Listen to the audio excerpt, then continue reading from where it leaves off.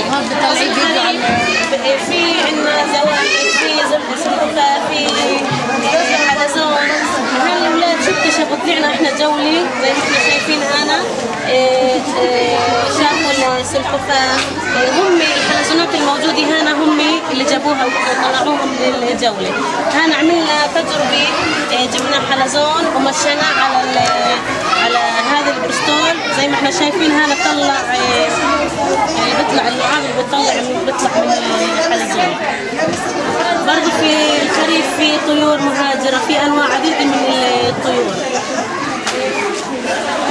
هنا الفلاح، عندنا الفزاعة تابعة لموضوع الفلاح. الفلاح بفرق أرضه بزرعها، بحط الفزاعة عشان الطيور ما تجيش تاخذ النباتات. هنا زرعنا كل نوع من البذور في شغله. هنا في عندنا أنواع بذور عديدة.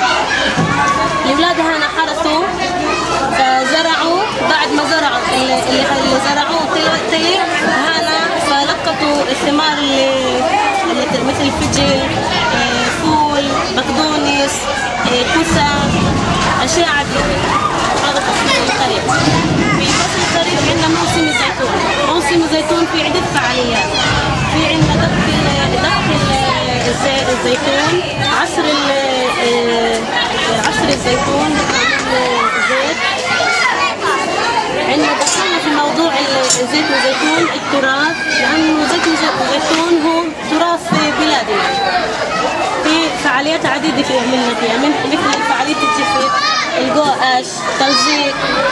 برضو جولة الأولاد طلعوا شافوا المزارع وهو يلقط في شجر الزيتون وساعدوا واكتشفوا أشياء عديدة في هذا المجال. عندنا بيجي بعد الخريف فصل الشتاء.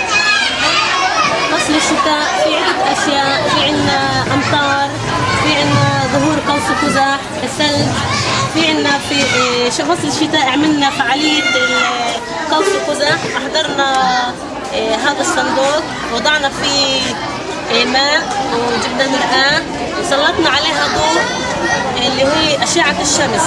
سلطنا أشعة الشمس فعمل انعكاس على حيط الصاف، فطلع عندنا قوس قزح بألوانه الحادقة، يعني مش مثل فاهي حادقة، طلع تقريبا خلينا نقول بالضبط زي القوس قزح الموجود هنا.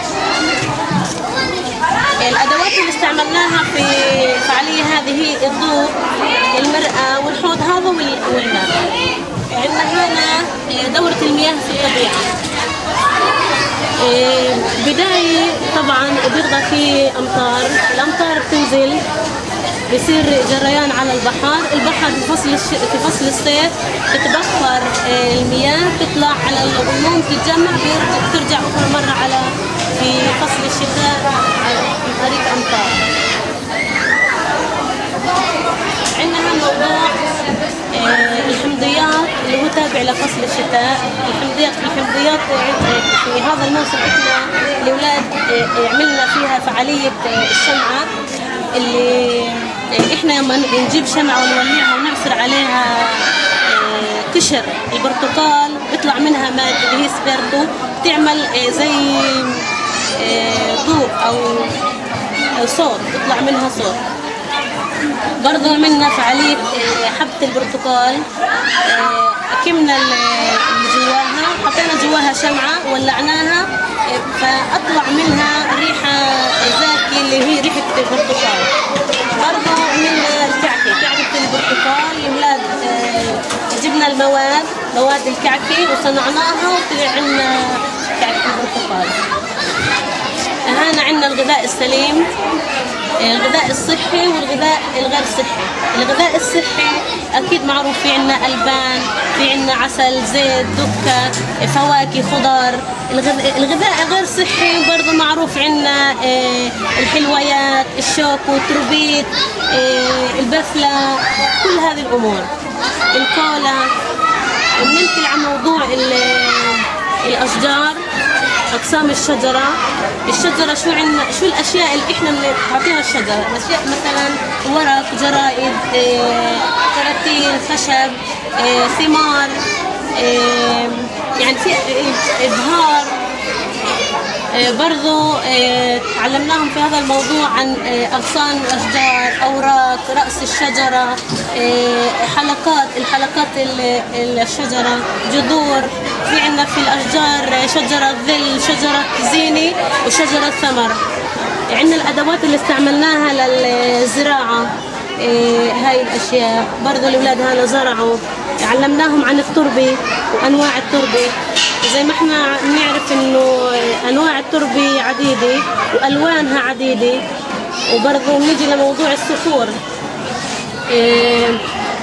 موضوع الصخور واسع جدا، اللي هو في عدة صخور في بلادنا.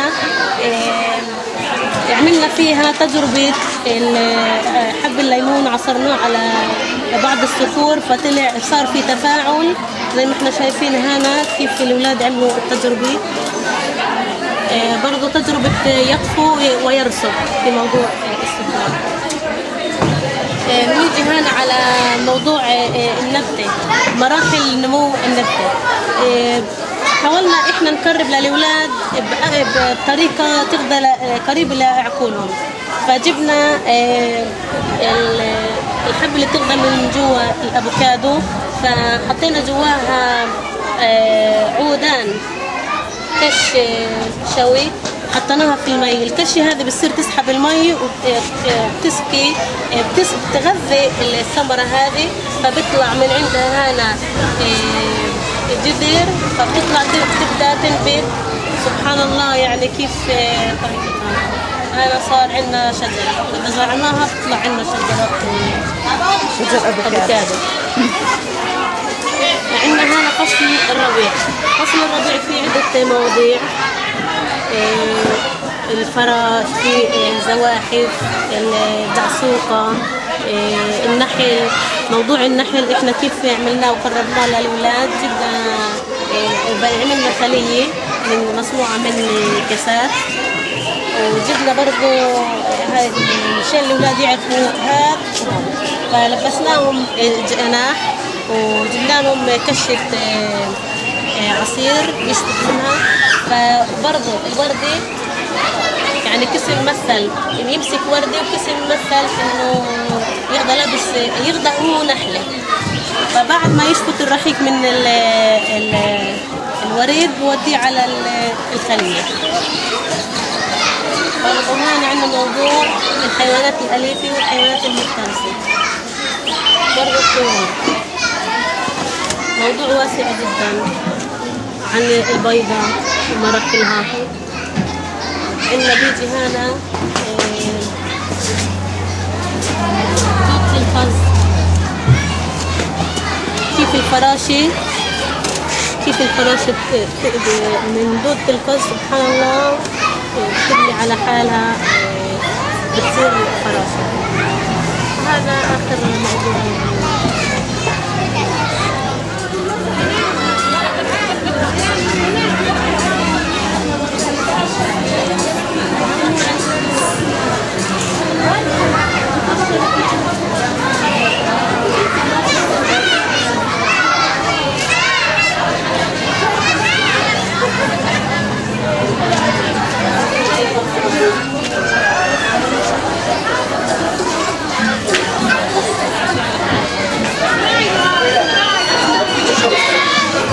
Thank you.